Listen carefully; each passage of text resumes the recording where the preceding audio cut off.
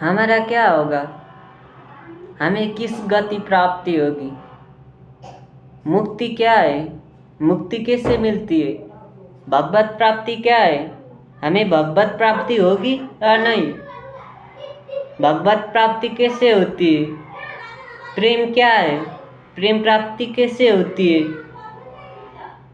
ये सवाल आपको भी सताते है? क्या आप भी मुक्त होना चाहते हो?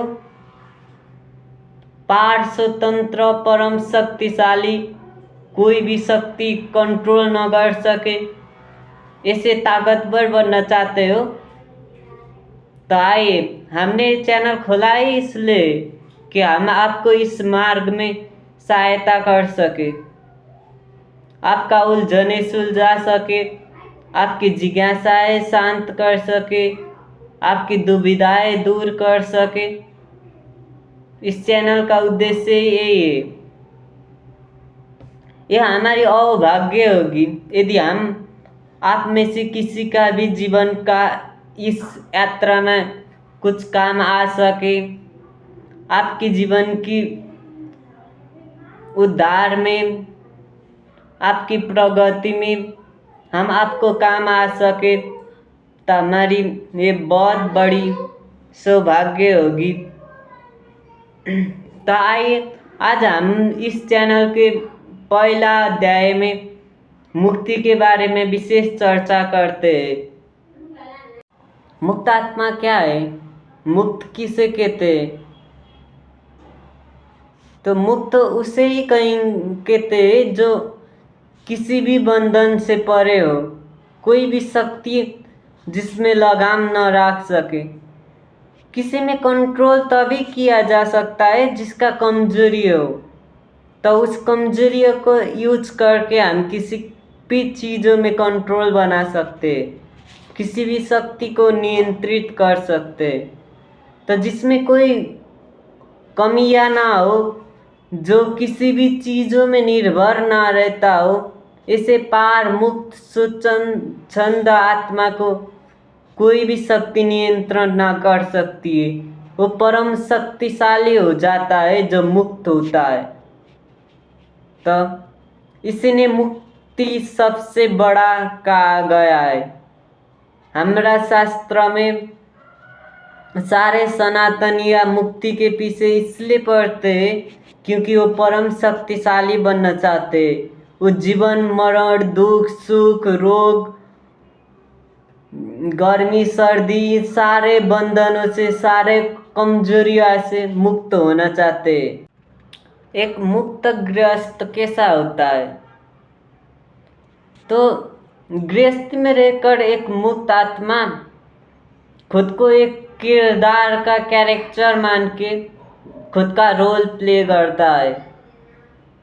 संसार तो एक नाटक है जो भगवान ने रचा है, इसीलिए एक किरदार मान के वो खुद का रोल निभाता है। जैसे एक पिता है तो वो सिर्फ इस चीज़ में ध्यान देगा कि पिता होने का फर्ज क्या है, वो एक बेहतरीन ढंग से पिता होने के फर्ज कैसे निभा सकता है, उसका योगदान क्या है, वो क्या योगदान कर सकते हैं अपने संतति के लिए। वो केवल इस चीज़ में निर्भर रहेगा।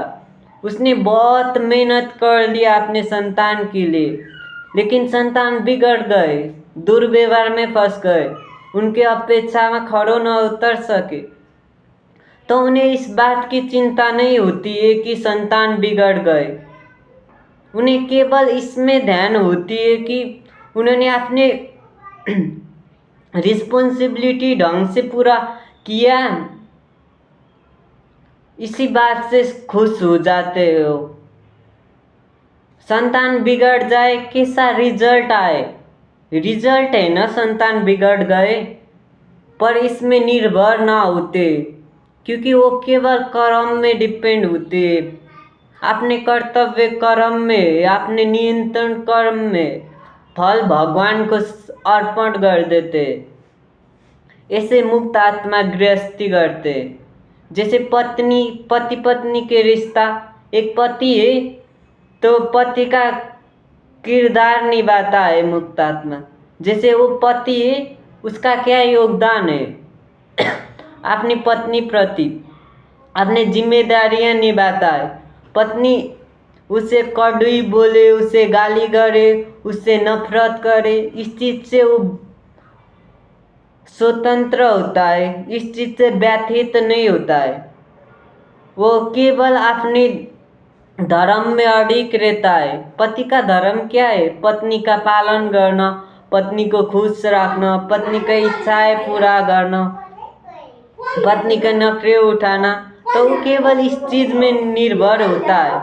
पत्नी उससे जैसा भी बर्ताव करे, वो पत्नी से प्रेम करना नहीं छोड़ता है, पत्नी को खुश रखना नहीं छोड़ता है। ऐसे ही अपने कर्तव्य मात्र निभाता है मुक्त आत्मा, जो भी किरदार मिले। इसलिए वो सारे बंधन में रहकर भी बंधन से अछूत होता है।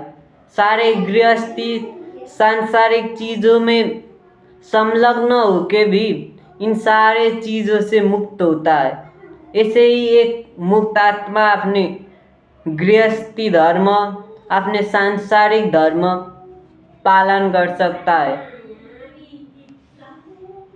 ऐसे मुक्त आत्मा कर्म फल के बंधन से मुक्त हो जाता है।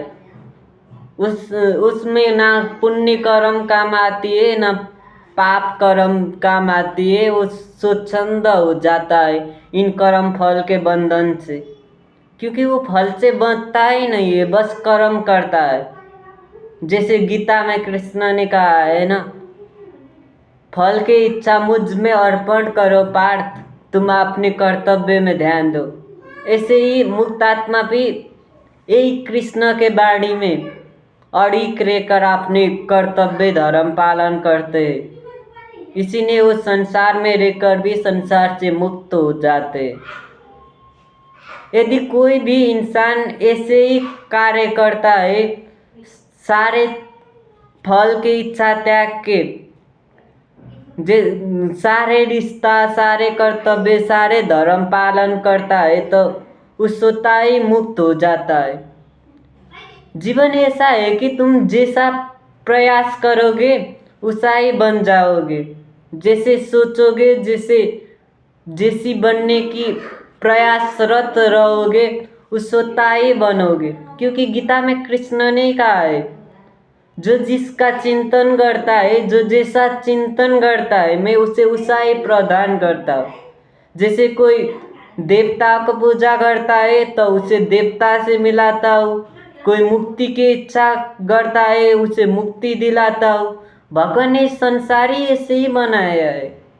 तुम्हें मुक्ति होना है, मुक्ति प्राप्त करना है, तो मुक्त होने का नाटक करना होगा। एक दिन आएगा तुम स्वतः ही मुक्त होगे। इसीलिए प्रयास करते रहो, ऐसे ही स्वतः ही मुक्त हो जाओगे। जय श्री कृष्ण। आज के लिए इतना ही। हम अगले वीडियो में नया टॉपिक्स में बात करेंगे। आपका कोई भी जिज्ञासा हो, कोई भी सवाल हो, तो आप कमेंट में प्रस्तुत कर लीजिएगा। हम प्रयास करेंगे आपकी जिज्ञासाएं शांत करने के लिए, आपकी दुविधा दूर करने के लिए। तो धन्यवाद। आज के लिए इतना ही।